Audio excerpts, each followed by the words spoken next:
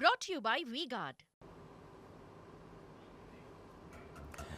નમસ્કાર, agenda at 9માં હું છું જયેશ અને આજે આપણે વાત કરીશું સૌપ્રથમ વરસાદની તમામ મહત્વપૂર્ણ ગતિવિધિઓને લઈને અને આ ગતિવિધિઓની અંદર સૌથી પહેલા વાત કરીશું સુરતની કે જ્યાં સવારથી જ આખરે ધીમી ધારે વરસાદ શરૂ થઈ ચૂક્યો છે અને આગામી દિવસોની અંદર પણ સાર્વત્રિક રીતે ગુજરાતમાં વરસાદની હેલી વરસશે. તો સુરતમાં વહેલી સવારથી જ વરસાદ, જ્યાં પીપલોદ, ઉમરા, રાંદેર, ડુમસ અને અઠવા ગેટ સહિતના વિસ્તારોમાં વરસાદ વરસ્યો છે. લાંબા વિરામ બાદ વરસાદ શરૂ થતાં સુરતી લાલાઓમાં આનંદ છે.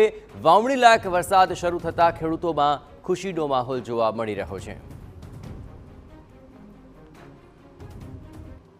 હવામાન વિભાગ તરફથી આગાહી કરી છે કે ચોમાસુનું આગમન છે તે થઈ ચૂક્યું છે, ત્યારે ગુજરાતના અલગ અલગ વિસ્તારોની અંદર જે વરસાદી વાતાવરણ જોવા મળી રહ્યું છે, ત્યારે સુરત અને દક્ષિણ ગુજરાતની અંદર છેલ્લા 3-4 દિવસથી જે વરસાદી વાતાવરણ બન્યું છે, આજે વહેલી સવારથી દ્રશ્યોની અંદર જોઈ શકાય છે કે સુરત શહેરની અંદર મોટાભાગના જે વિસ્તાર છે તે કતારગામ છે, રાંદેર છે, પીપલોદ વિસ્તાર છે, અડાજણ વિસ્તાર છે, ડુમસ વિસ્તાર છે, તે વિસ્તારની અંદર વહેલી સવારથી જે ઝરમર જે વરસાદ છે તે શરૂ થઈ ચૂક્યો છે. અને એક બાજુ જે રીતે શહેરીજનો છેલ્લા કેટલાક દિવસથી જે ગરમીથી ત્રાહિમામ પોકાર્યા હતા, જે ઉકળાટ જે જોવા મળ્યો હતો, તે વચ્ચે જે વરસાદ શરૂ થયો છે અને તેને લઈને એક ખુશીનો જે માહોલ છે તે જોવા મળી રહ્યો છે.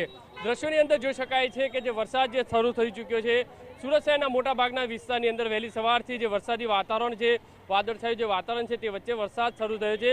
હવામાન વિભાગ તરફથી આગાહી કરી છે દક્ષિણ ગુજરાતની અંદર 2 થી 3 દિવસથી ની અંદર જે છે અતિ ભારે જે વરસાદ છે તે પડી શકે છે. અને તે પ્રમાણે અત્યારે વહેલી સવારે સુરતની વાત કરીએ, સુરતના દ્રશ્યો જોઈ શકાય છે તે પ્રમાણે વરસાદી વાતાવરણ જે બની ચૂક્યું છે અને વરસાદની અંદર લોકો છે તે માણી રહ્યા છે. મહત્વની વસ્તુ એ છે છેલ્લા કેટલાક દિવસથી જે ઉકળાટ હતો, જે ગરમીનો જે માહોલ હતો જોવા મળ્યો હતો, વરસાદ આવતાની સાથે જે ઠંડક છે તે પ્રસરી છે.